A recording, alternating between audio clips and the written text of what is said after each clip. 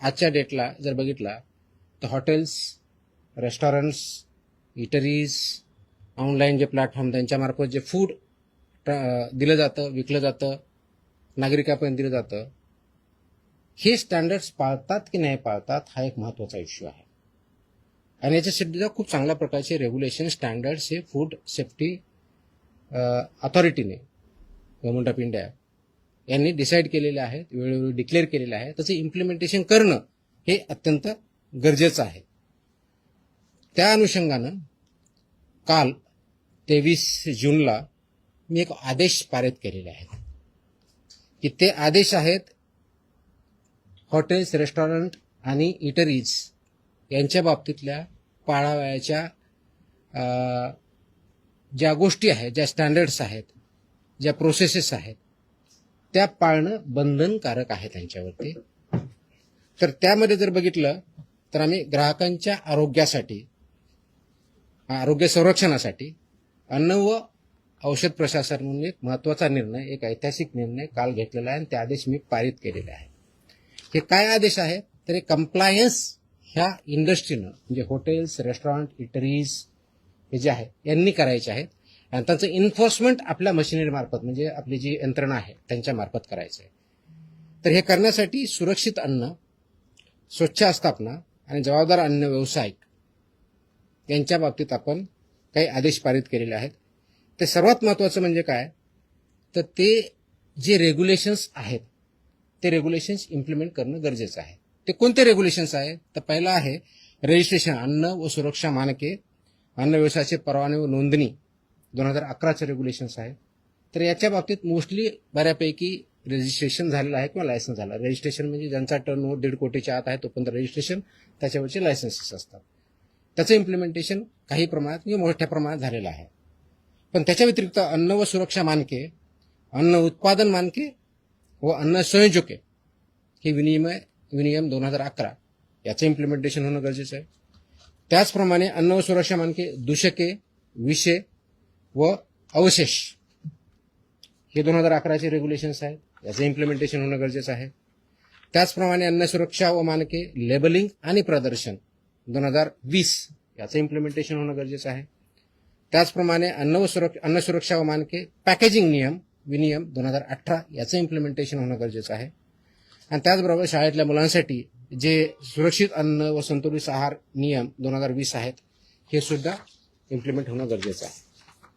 आपल्यासमोर हा प्रश्न असेल की हे मानके होते तर म्हणजे का इम्प्लिमेंट झाले नाहीत किंवा पूर्णपणे होतात की नाही आहे. आतापर्यंत आमचा जो अनुभव आलेला आहे म्हणजे माझ्या अगोदरचाही जे काही रेट झालेले आहेत, सर्च झालेले, सीजर झालेले आहेत, ज्या कंप्लेंट्स आलेल्या आहेत आणि त्याच्या ज्या फाइंडिंग्ज आहेत त्या फाइंडिंगमध्ये आम्हाला काय सापडलं आणि त्याच्यात हे उत्तर आहे की हे आदेश म्हणजे पारित केले याची आवश्यकता का भासते. कदाचित इंडियामध्ये आपण फर्स्ट असू, मला माहित नाही बाकीच्या राज्यांनी केलेलं नाही की मोस्टली मला जे आहेत असे आदेश मला बघायला भेटलेले नाही आहेत. कदाचित असेल किंवा दुसऱ्यांनी केले असेल. तर याची आवश्यकता यासाठी पाहिली की ज्या आम्ही राबवलेल्या तपासण्या आहेत, विशेष मोहिमा आहेत, सर्वेक्षण आहेत आणि अंमलबजावणी या कार्यामध्ये आम्हाला गंभीर त्रुटी या आस्थापनामध्ये आढळलेल्या आहेत. जसे की अस्वच्छ व आरोग्यास अपायकारक परिस्थितीत अन्न तयार करणे, दुसरं वापरलेल्या खाद्यतेलाचा परत पुनर्वापर करणे, वैद्यकीय तपासणी नसलेल्या कर्मचाऱ्यांकडून अन्न पडताळणी करणे, तापमान नियंत्रणातल्या त्रुटी ह्या असणे, कारण तापमान आपण ज्यावेळेस करतो त्याच्यामध्ये काही स्टँडर्ड्स ठरलेले आहेत. अन्न दर्जाहीन साहित्यामध्ये अन्न पदार्थाचे पॅकेजिंग करणे, ग्राहकांना सुरक्षित पाणी उपलब्ध न करून देणे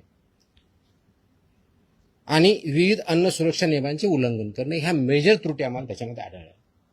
आणि ह्या त्रुटी ह्या ज्या स्टँडर्ड्स आहेत याचं उल्लंघन करणारे आहेत आणि म्हणून परत आपल्याला त्याचे आदेश काढून ते इम्प्लिमेंट करण्याच्या दृष्टिकोनातून हे काल आम्ही 23 जून रोजी हे आदेश पारित केलेले आहेत. ती कॉपी आपल्याला मी आता देईलच, अवेलेबल आहे, आपण देऊया. हे आदेश कुणाकुणाला लागू होणार आहेत हा पुढचा प्रश्न येतो. तर सर्व hotels and restaurant, all without exception, सर्व हॉटेल्स अँड रेस्टॉरंट, उपाहारगृहे व ढाबे, कॅन्टीन्स आणि कॅफेटेरिया, बेकरीज आणि मिठाईवाले शॉप किंवा sweet shops, catering units, food caterers, juice bars, cloud kitchens, dark kitchens, central kitchens, साखळी उपाहारगृहे, ई कॉमर्स आणि ऑनलाईन फूड डिलिव्हरी प्लॅटफॉर्म इत्यादी सर्वांना हे लागू होणारे आदेश आहेत. म्हणजे ज्या ज्या ठिकाणी फूड प्रोसेसिंग होऊन लोकांना खाद्यासाठी पुरवलं जातं त्या सगळ्या इस्टॅब्लिशमेंट याच्यामध्ये येतात. आता याच्यामधल्या मेन तरतुदी काय आहे, तर पहिलं तरतूद आहे की परवाना किंवा लायसन्स हे मॅन्डेटरी आहे, ते त्यांनी घ्यावं. त्याच्याशिवाय त्यांना कोणत्याही परिस्थितीत रेस्टॉरंट किंवा हॉटेल हे चालवता येणार नाही. त्याच्या तरतुदी पेनॉल्टीज आहेत, त्या पेनॉल्टी सुद्धा सिव्हिअरली आता इथून पुढे वापरल्या जातील.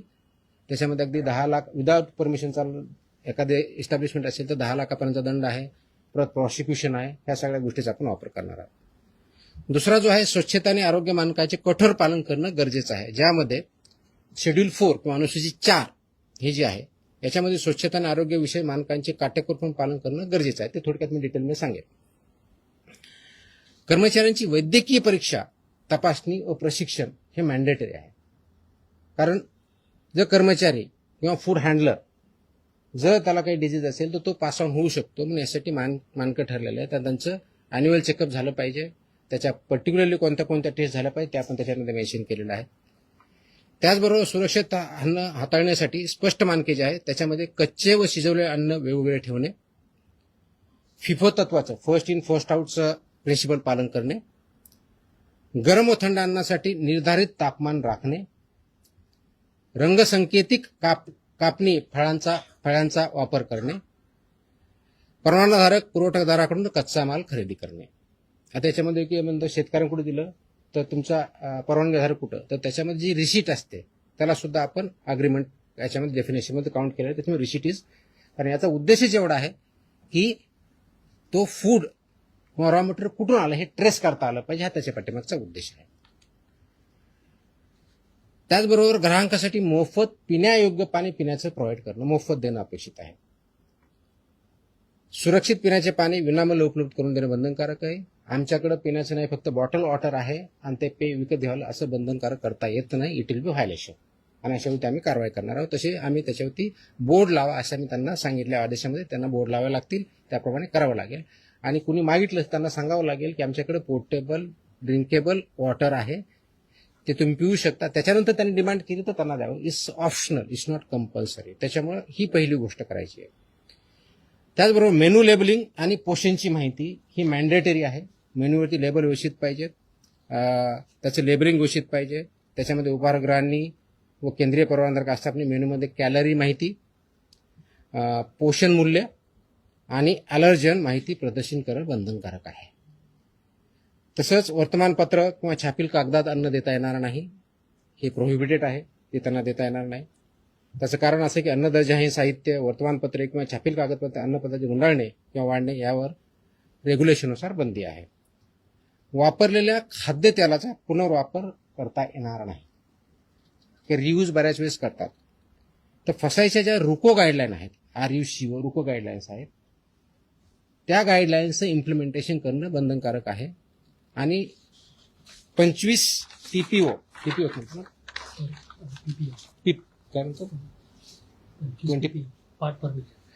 त्याच्यावरती जर गेलं तर ते वापरता येत नाही. आता ठळकपणे आपलं टेक्निकलच्या ऐवजी नॉर्मल भाषेत म्हणायचं तर त्या तळतानी किंवा तेल जे आहे हे ज्यावेळेस करतात त्यावेळेस फ्लेम्स येतात, तर ते 25% जास्त असतं. वास यायला लागला 25% वरती असतं. काळं दिसायला लागलं 25% वरता, विच इज डेंजरस. त्याचे प्रिव्हेंट ते वापरताच येत नाही. ते करण्यासाठी एजन्सीज आहेत, त्यांना ते सेल करायचे आणि त्याने ते मार्केटच्या बाहेर न्यायचं आहे. एकाने कोणतरी विकायचं, दुसऱ्याकडे वापरायचं किंवा दुसरा यूज करणार त्याला द्यायचे, हे याच्यामध्ये बंधनकारक आहे. त्याच्यामुळे रुको गाईडलाईनचं सुद्धा इम्प्लिमेंटेशन करणं अपेक्षित आहे.